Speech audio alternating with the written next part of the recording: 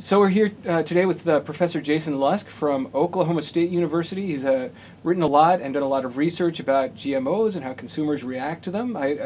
Jason, if you could just give us a little bit of background on yourself.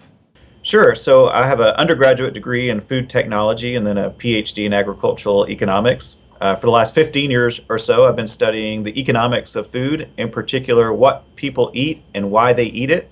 So I do a lot of survey work, a lot of experimental work, and spend a lot of time looking at grocery store scanner data, trying to figure out what it is that consumers want out of their food supply chain, what they're willing to pay for it, and also what impacts various public policies might have on consumers.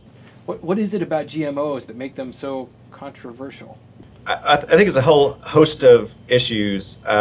One is that people don't know that much about it, and when you look at the research on the psychology of risk, for example, things that people are unfamiliar with are going to tend to seem more risky than things that people are more familiar with. So take car driving, for example. Driving in a car is one of the riskiest things we do in life, but it's something we're used to doing.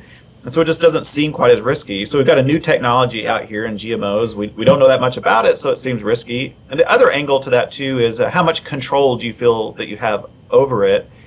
And again, car driving, we feel like we're in control, so it seems a little less risky to us. But especially if you think that this new technologies and food that's in the supply chain, and you have to buy it, you don't have any choices. It's going to seem novel, it's going to seem uncontrollable, and that's going to make it seem a lot riskier to you.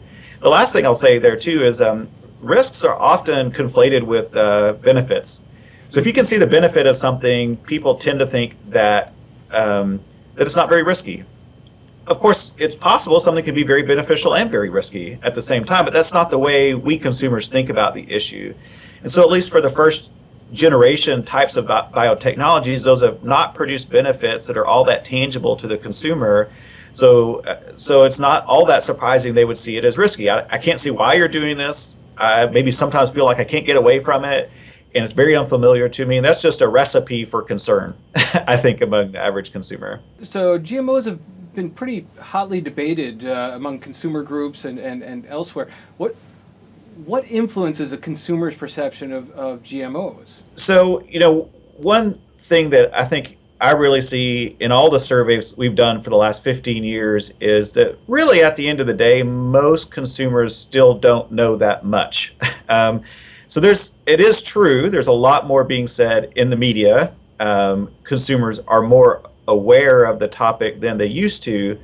But what we also find is that if you just scratch a little bit beneath the surface, most consumers really don't know a lot about the subject. And so as a consequence of that, it makes doing consumer research a little difficult because how you frame the question, how you word the question can have really dramatic impacts on how people respond, which again to me is another way of sort of saying that consumers don't have really firm, fixed beliefs on this subject. So I wonder if you could give me an example of that, about how that wording could really influence how they perceive GMOs. I'll give you probably the most dramatic example that caused my inbox to fill up for weeks on end, and that was I asked probably a standard question many people have asked: do you support or oppose mandatory labeling of GMO foods? And about 85% of consumers said yes, I support that, and that's a result that a lot of people have found before. But I also ask a question, would you support or oppose a policy that required mandatory labeling of foods that contain DNA? And when I ask it that way, also 85% of people said yes to that. And so, any food that's made from a living organism is going to have DNA in it, most likely. And so I think that's sort of an example where it helps you put in context other types of those other questions. When we go back to the mandatory labeling of GMOs question, what it sort of says to me is, and this is well documented in the psychology literature, but often people don't answer the question you ask them. They substitute an easier question and answer that one. So the way I interpret that is to say people are really answering the question, do you want more information that's free? Sure, why not? But I don't interpret that as reflecting any deeply held views necessarily about this technology. So just to give you one more example on the mandatory labeling question, if you put any kind of cost at all with it, would you support mandatory labeling if it cost you X or caused food prices to increase by X. If you just put any positive number in as X, you'll see a dramatic decline in the level of support. So there's just a couple of examples, but I could give you lots of other ones like that.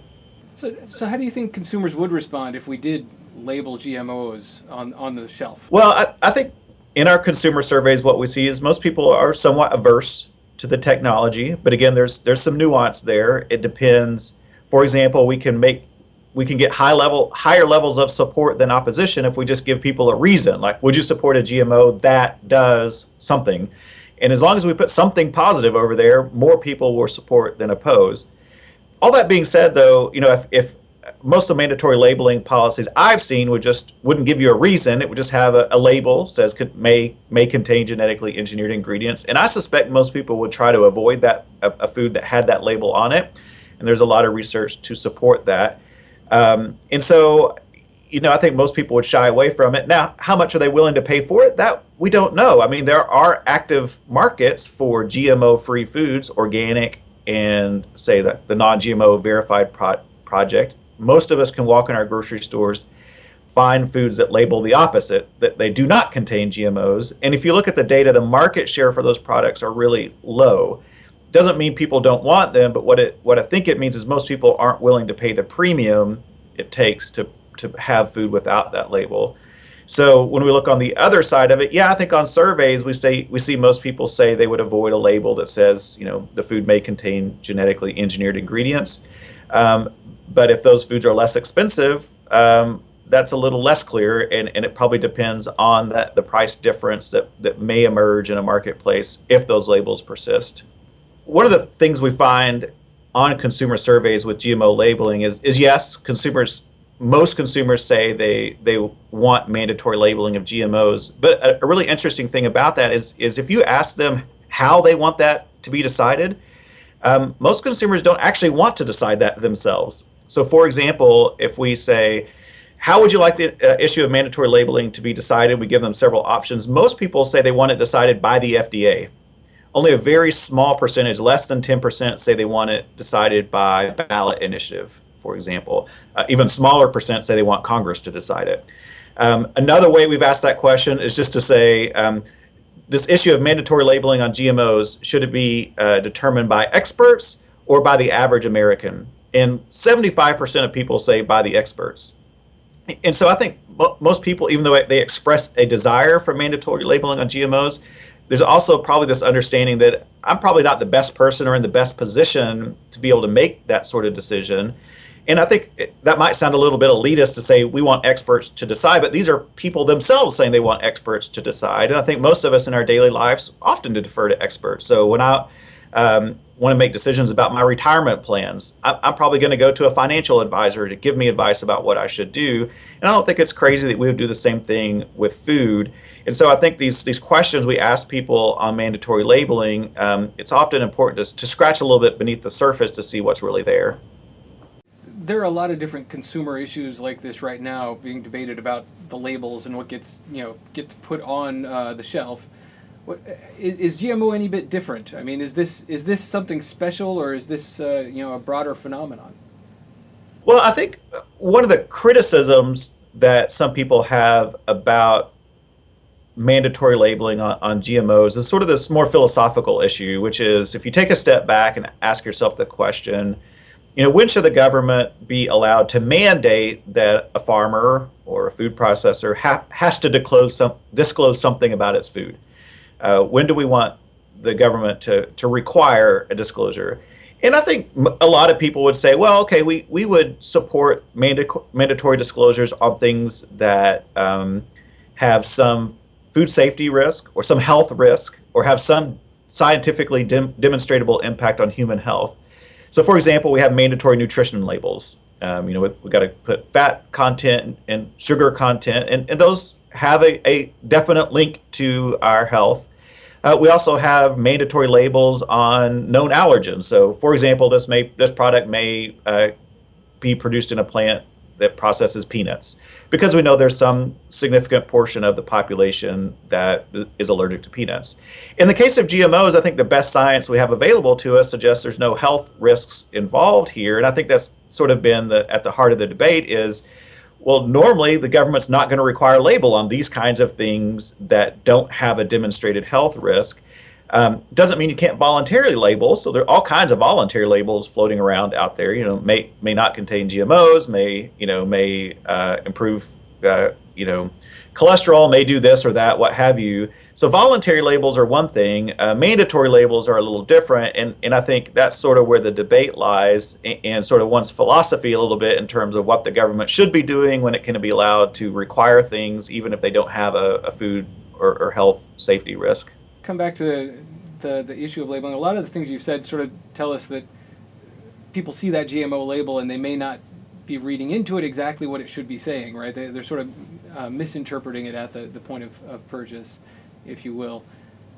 Are there ways to label those GMOs that would make sense, that wouldn't induce that sort of misinterpretation? Possibly. I mean, there are all kinds of proposals out there right now. For example, I think some of the Grocery Manufacturers Association just put out some information saying they're going to have smart labels. So for people that really want to know, they can use their smartphone, scan the code, and find out for themselves whether the food contains genetically engineered ingredients or not.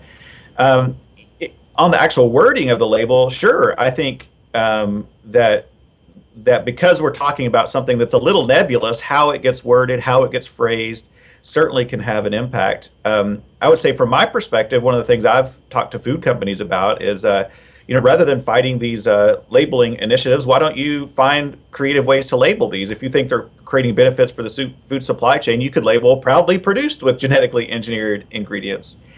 And I suspect too, though, there are beginning to be some products, genetically engineered products, that have some benefits for the consumer. The Arctic apple is one example. It's not being sold yet, as far as I know, but it has been approved. It's been developed. This is an apple that doesn't brown after you cut it. So you think about a company like that, when they put their product on the market, you can bet they're going to guarantee that it's genetically engineered, because that's what's providing the benefit. And so I think it may be that if we see more of these kinds of genetically engineered products that have benefits for the consumer, the companies selling them will actively want to label that it's produced through genetic engineering, or at least the benefit that's produced through genetic engineering, because that's what they're promoting. That's the benefit of the product. And so I think it's really been these older style older style is not the right word, but the kinds of genetically engineered products that have benefited mainly the farmer through herbicide tolerance and insect resistance. Those, there's not a real direct benefit to the consumer other than slightly lower food prices. And so there hasn't been a real incentive for the sellers of those products to advertise that it's produced through genetic engineering. If you could tell the world one thing about GMOs, now's your chance. What would it be? There are really a lot of the things that we really enjoy today about our food system are not natural at all. They're man-made creations applying human ingenuity to our environment, to our agricultural world, and really we have a really prosperous life, most of us in a developing country, in large part because we didn't just take what nature gave us, but because we're willing to tinker with it a little bit here and there. And I think that's true of GMOs too. Very good. Thank you very much, Jason. Yeah, thanks, David. Appreciate you having me on.